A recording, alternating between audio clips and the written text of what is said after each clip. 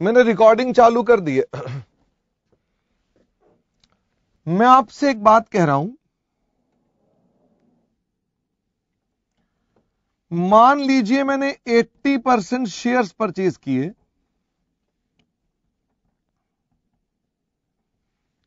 1,00,000 रुपए के,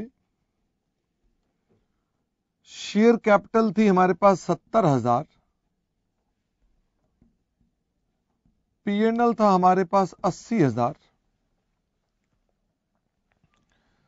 और आखिरी में P&L का बैलेंस है रुपीज हमारे पास 1,20,000। हमने इस साल के मिडल में 20% शेयर सोल्ड फॉर रुपीज 30,000। हमने 30,000 में 20% शेयर बेच दिए। यहां 80% खरीदे थे, 20% बेच दिए। ये 20% ऑफ 80% नहीं है, 20% जैसे 80% लिए 20% बेच दिया। मेरा सवाल है इधर, calculate CC CPL minority interest. This is one example. तो I have basically started with a discussion sale of shares. हां, इसे नोट करना है, पार्क एंड लिखना है। फटाफट से बताओ। पानीपत। अब ध्यान से दोस्त, हम सेल ऑफ शेयर्स की चर्चा करने जा रहे हैं। मैं वैसे आपको बता दूं कि सेल ऑफ शेयर्स में हमने आपको नोट्स लिखवा दिए थे, और नोट्स में क्या ट्रीटमेंट कहा था? हमने कहा था सेल का मतलब है मौज ही मौज, चुपचाप 80 को 60 कर दो और सवाल कर दो।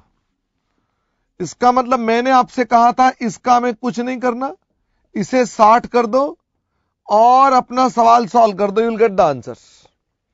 लेकिन ऐसा क्यों? फिर से बात आ गई, ऐसा क्यों?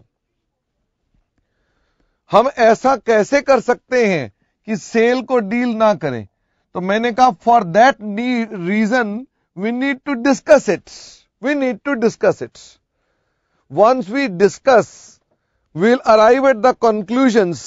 The conclusions we will follow in the subsequent questions.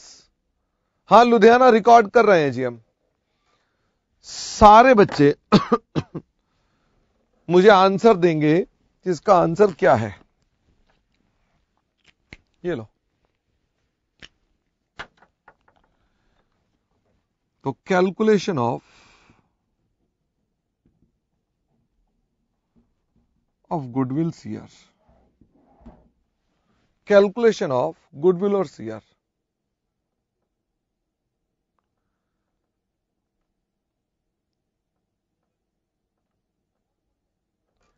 Panipat, तुम तो समझदार बच्चे थे।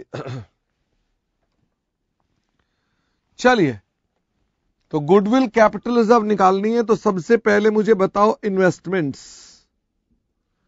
कितने लिखूं?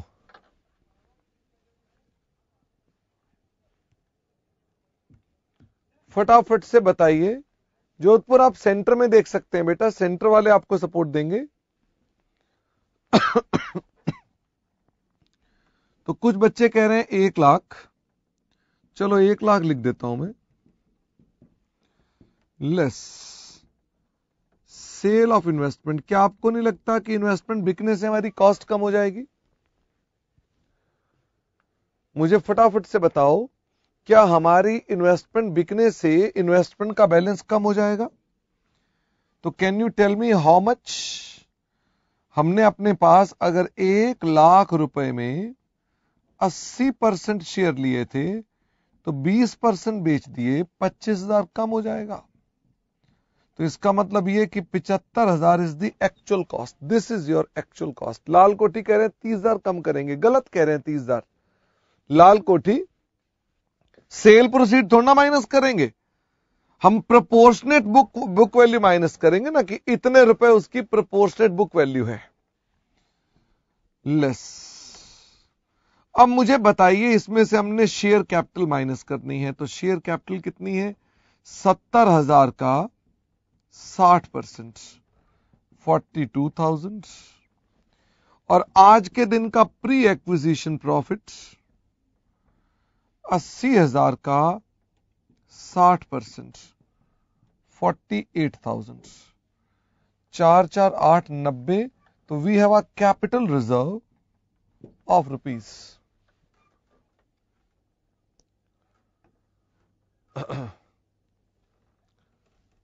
Guwahati, that is wrong. That the answer is 15,000. This is your capital reserve. This is your capital reserve. अब मुझे ये बताइए, अगर ये हमारा गुडविल और कैपिटल रिजर्व है, तो हमारे पास, हम पूछ रहे हैं माइनॉरिटी इंटरेस्ट कितना है, तो माइनॉरिटी इंटरेस्ट कितना है? तो माइनॉरिटी इंटरेस्ट में share capital, what is the share capital? Share capital 70,000 का 40%,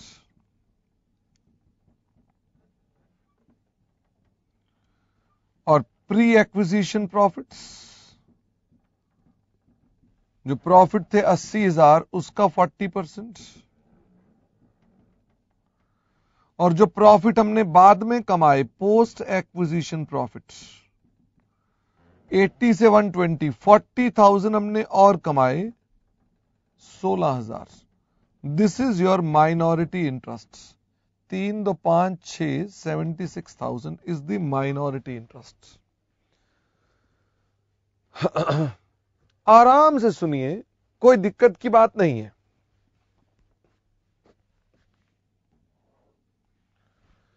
अभी इस पर आपकी क्वेरीज लेंगे, आपको इसे एक्सप्लेन करेंगे, फिर क्वेरीज लेंगे, और फिर आता है हमारे पास सीपीएल में क्या जाएगा। तो सीपीएल में जो भी एच लिमिटेड का बैलेंस होगा, उसमें हमने पोस्ट पीरियड में जो प्रॉफिट कमाया था, वो कितना कमाया था? 40,000। उसमें हमारा हिस्सा 60%। तो दिस इज योर सीपीएल। ये हमारा सीपीएल का बैलेंस होगा। तो सबसे पहले हमने अपने पास आपको एक बात ब्रीफली बताई। हमने कहा बेटा, सेल ऑफ शेयर्स अगर होगा तो फिर हमारे पास कोई ट्रीटमेंट नहीं है, कुछ करने की आवश्यकता ही नहीं है, एक्सेप्ट क्या ट्रीटमेंट आएगा? Your percentage of holding will come down, और नंबर 2, होल्डिंग तो हमने कम कर दी। अगर मान लीजिए उन्होंने अपने पास रॉन्ग ट्रीटमेंट कर रखा है सेल का, तो रेक्टिफाई एनी एरर। अगर क्वेश्चन में कोई एरर लिखी है तो वो तो रेक्टिफाई करोगे, अदरवाइज कुछ नहीं करना है। मैंने इस सवाल में कोई एरर दी ही नहीं थी, तो एरर को छोड़ो, मैंने सिर्फ होल्डिंग की परसेंटेज कम करके सवाल कर दिया है। Now you may have certain queries over it. अब आपको लगेगा साहब ये जो हमने किया है इसमें कुछ चर्चा होनी चाहिए कि ये क्या किया हमने। मैं आपसे कह रहा हूं, अगर मैं यहां पर 80% की 80% शेयर बेचता, अब तब क्या करते हैं? सारे बच्चे बताओ, अगर मैं सारे के सारे शेयर ही बेच देता तो क्या आप तब भी गुडविल शेयर निकालते? तब तो अब सबको समझ में आ गया, कुछ नहीं करते। क्यों कुछ नहीं करते? क्योंकि अब आपने झट से कहा भाई 80 लिया, 80 बेच दिया, तो बचा क्या? 0। हमें कुछ करने की आवश्यकता ही नहीं है। लेकिन जब 20% किया तो उनकी कुछ क्वेरीज आ गई। उन्होंने कहा सर हमें कुछ इसमें दिक्कत है कि ऐसा क्या है। मैंने कहा आइए हम देखते हैं, ध्यान से देखते हैं, तो आप पाएंगे कि इसमें जो कुछ हमने किया है वो कई चीजें अपने आप हो गई हैं। मैंने इसकी प्रेजेंटेशन बड़ी साफ सुथरी रखी थी। अब मैं प्रेजेंटेशन गंदी करने वाला हूं, तो सब बच्चे ध्यान दीजिएगा, क्योंकि मेरा ऑब्जेक्टिव अब प्रेजेंटेशन नहीं है। मेरा ऑब्जेक्टिव अब उसको रीड करने का है। तो जो आप रीड करके आंसर देंगे मैं अल्टीमेटली दिखाऊंगा, यही आप यहां कर रहे हैं। सारे बच्चे मुझे बताओ, when we purchase the shares what is the journal entry? जब एच लिमिटेड परचेज करती है तो एंट्री क्या डालती है? Investment account debit to bank. अच्छा, अब मैं आपको समझाना शुरू कर रहा हूं, लेकिन मुझे पता नहीं आप में से कितने बच्चे मुझे सीरियसली सुन रहे हैं। 1 लाख का इन्वेस्टमेंट खरीदी है हमने और ये 80% शेयर्स हैं, बीइंग इन्वेस्टमेंट्स परचेज्ड। डॉक्टर साहब, अब मैं आपको डॉक्टर बोल रहा हूं, डॉक्टर साहब क्या ये जो इन्वेस्टमेंट मैं बोल रहा हूं, दिस मीन्स कि we have purchased net assets of subsidiary company 80%? Do you agree? क्या इन्वेस्टमेंट का मतलब है कि हमने नेट एसेट खरीदे हैं? Oh, can you tell me what are the net assets of subsidiary company on this date? 1.5 lakh. तो मुझे फटाफट से बताओ, इसका मतलब हमने नेट एसेट कितने के खरीदे हैं? हमने 1,20,000 के नेट एसेट खरीदे हैं। एग्रीड? क्या इसमें हमने कैपिटल रिजर्व भी बना दिया? बिल्कुल बना दिया। 1,20 लिया तो 1 लाख का है, तो कैपिटल रिजर्व 20,000 का बना दिया। तो सारे के सारे बच्चे बताओ, मैं आपको डॉक्टर बोल रहा हूं फिर से, क्या इस इन्वेस्टमेंट की चद्दर ओढ़े बैठी ये 2 चीजें हैं? फटाफट से बताओ, क्या मैं ये कह सकता हूं कि इन्वेस्टमेंट की चद्दर ओढ़कर बैठी है जो चीज, उसमें 1,20 के नेट एसेट और 20,000 का कैपिटल रिजर्व है? से यस और नो? यस। हाँ, कंबल ओढ़े, ओके सॉरी, चद्दर नहीं, कंबल ओढ़े बैठे। अब मुझे बताओ, जो हमने इन्वेस्टमेंट को बेचा तो कितने का बेचा हमने? 30,000 टू इन्वेस्टमेंट्स 25,000 और बाकी P&L 5,000। एग्रीड? बाकी P&L 5,000।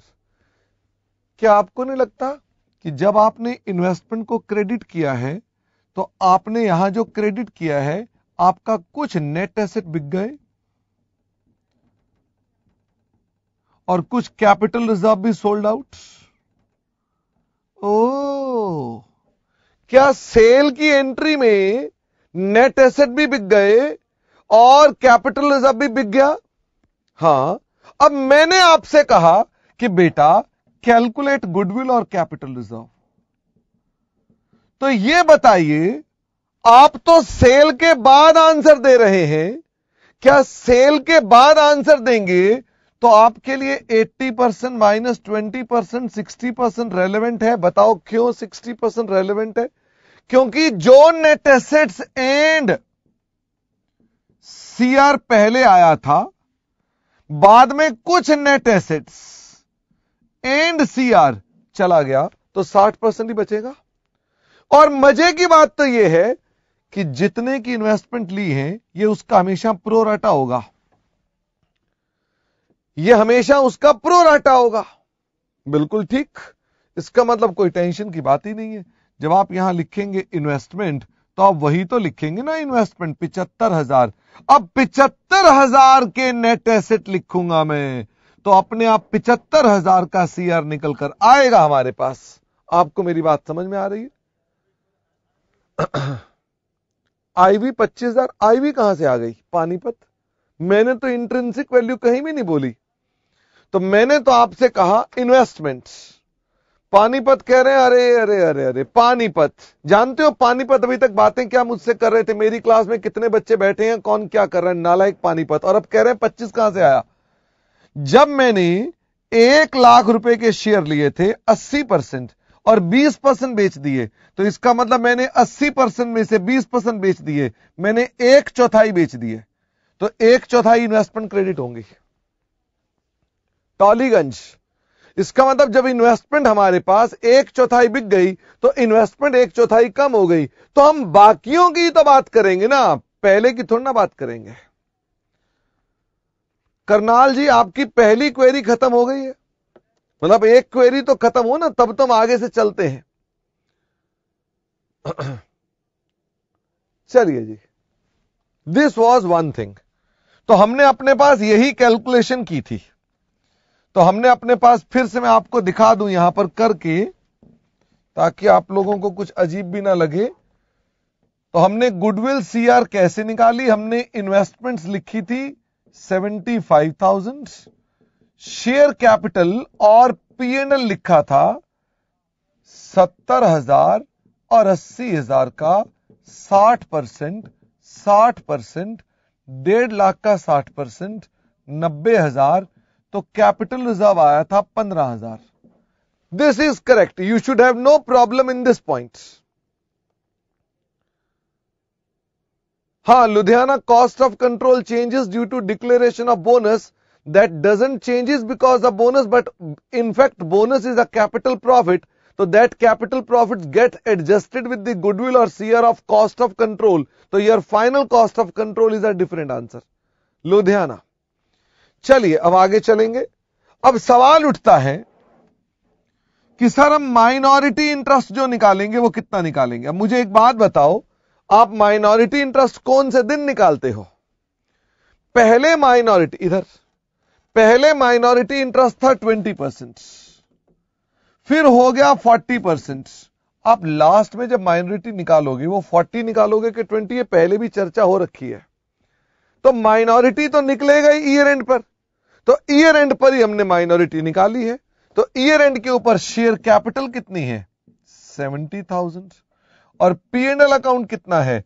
प्री प्रॉफिट 80,000 था और पोस्ट पीएनएल था 40,000, और हम ईयर एंड की बात कर रहे हैं तो ईयर एंड का फिगर ले लिया हमने। तो this is your minority interest. You should have no query on this point also, इसमें भी आपकी कोई क्वेरी नहीं होनी चाहिए।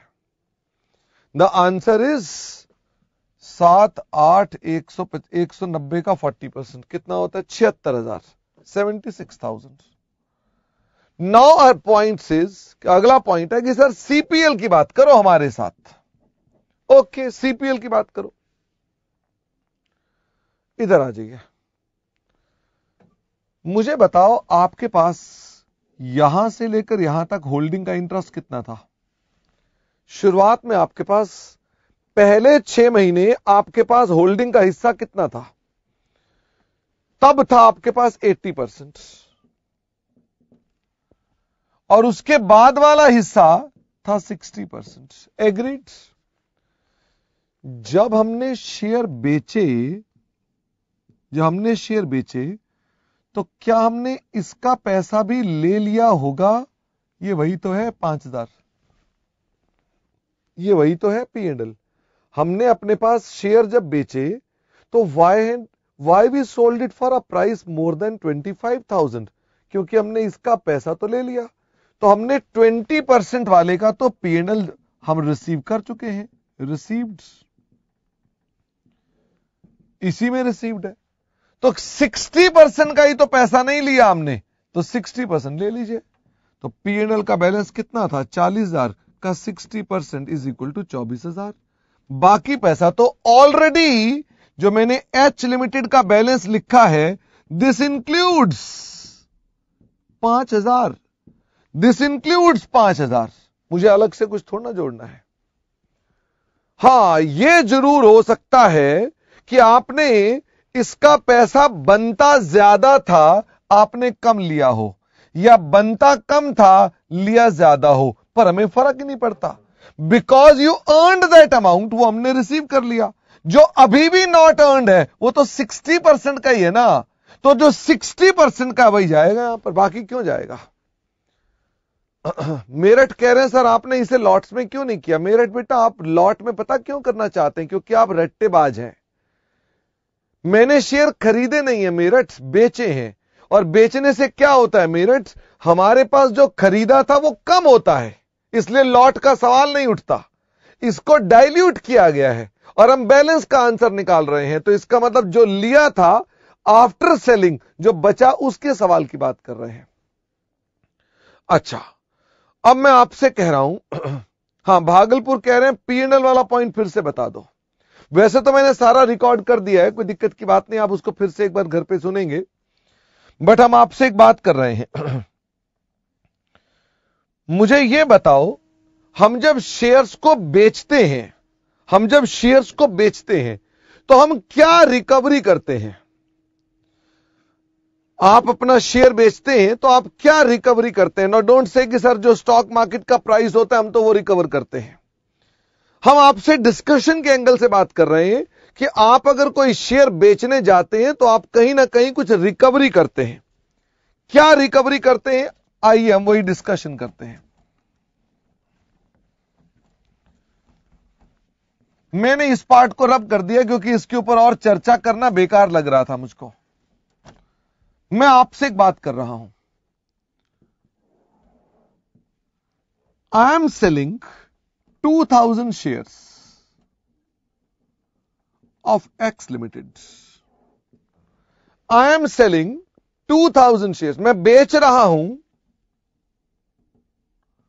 2000 shares of x limited.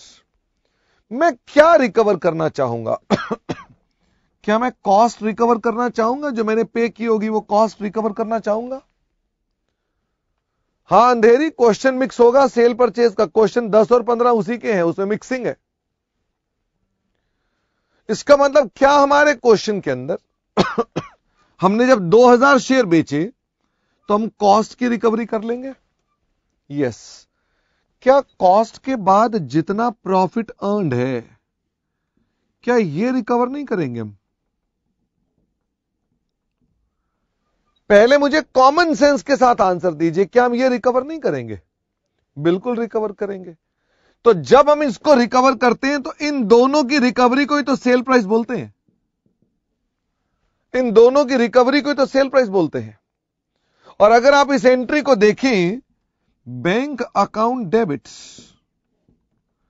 To investments और साथ में लिखते हो प्रॉफिट एंड लॉस, ये एंट्री क्या कहती है?